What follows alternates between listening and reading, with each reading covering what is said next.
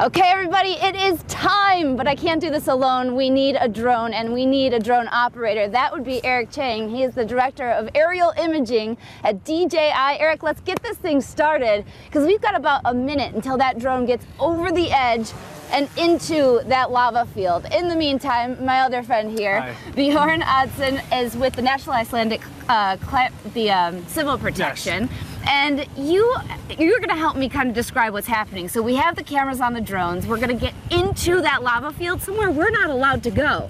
No, basically not.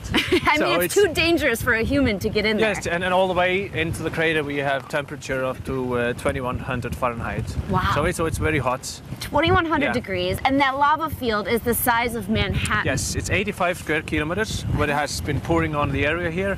And it's flowing 40 kilometers away from the mother volcano, underground, and then it comes up here in this crater. And that's what's amazing. And while we're doing this, I just want to show you, we're able to see through Eric's camera what the drones are seeing. So Eric's going to stay rather quiet and focused because he's a very responsible drone operator. He has a lot of experience in this. Does it excite you that we're going to see parts of science and parts of the world that we've never been able to get this close to? It's very interesting technique that you can really fly over there and looking into the crater without being there.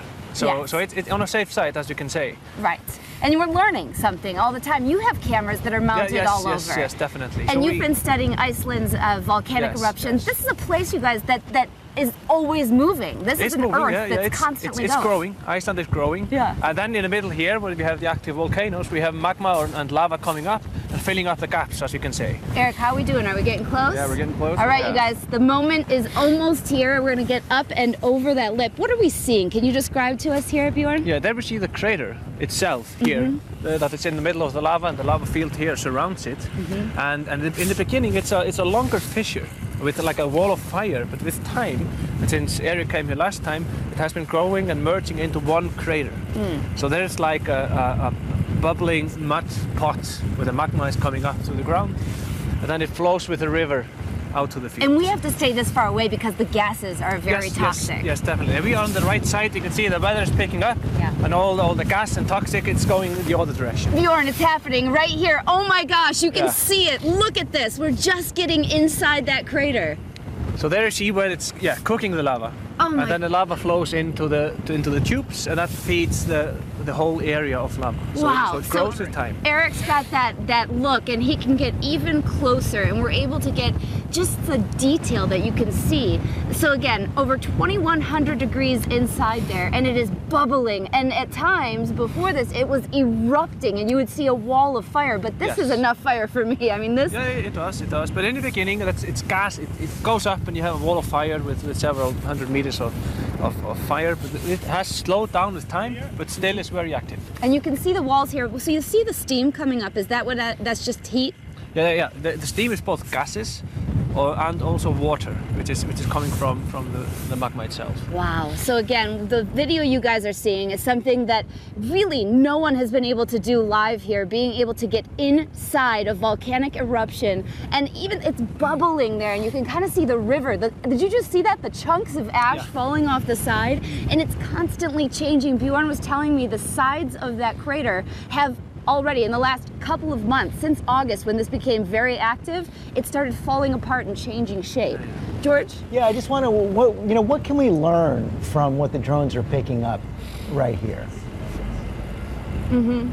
So George is asking, what can we learn from what the drones are picking up? I mean, if we're able to get this close. What is important here is to monitor the area and see that changes with time. So if we take images from drones or other equipment, we can compare from time to time. And I know that what's happening. Aviation's a huge concern when it comes to these. We know in 2010 that was a big deal. Yeah, that was a big deal. Then we had eruption under the glacier, so there was an ash plume going into the atmosphere. But this is in whole, this is a lava eruption, and no ash is emitted. Right now. Yeah, right now. And right now, but there's always a fear that there could be another ash eruption. And then you also were saying that flash flooding could be a problem, because you guys, if this lava that you're seeing here is underground, it starts melting all of the glacier. It does. So the largest hazard associated with volcanoes in Iceland is because Icelandic volcanoes is often capped by the glacier. Like we see here, all behind is a glacier. It's the largest glacier in Europe. And if eruption starts under, it melts the ice and produces water that can floods Can from the drone get glacier. any closer, Walls of Ginger? water that could Walls go of over water, roads. and if it breaks through, we get ash plume that flies over. Now, can we get any closer at all, Eric? Is there any way to get it? Yeah, we can get a little closer. About how far up are we right now? We are at 120 meters, so like 380 feet, 400 feet. 380 feet 400 over it. feet, yeah. Oh my goodness. But you have to also say that this lava field here is middle of Iceland, and it's far away from other It is. It's far habitated far away areas. from anyone, Yes. so it's not affecting anyone right here. But it, of course, has so many other implications. You guys, this is amazing. Look at that river of lava.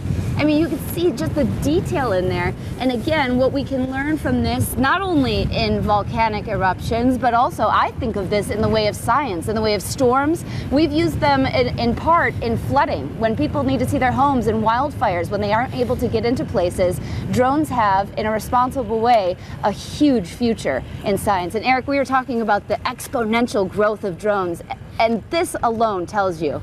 I mean, isn't this just a wow moment for you? Yeah, it's changing every few months, and we couldn't have done this just a few months ago. Right. Even the imaging, you were saying, is so much more precise than we've been able to see before. Okay. Oh, you guys, don't you love this? It's unbelievable. It's You can feel the I know. heat. Can you feel the heat where you are? I mean, what is the feeling? Because you're almost a mile to it. What's the feeling for you, Ginger? You know, I have to tell you, we're 3/4 of a mile away just for safety purposes, and it's lots of cold air, but when we flew right over it, it was hot.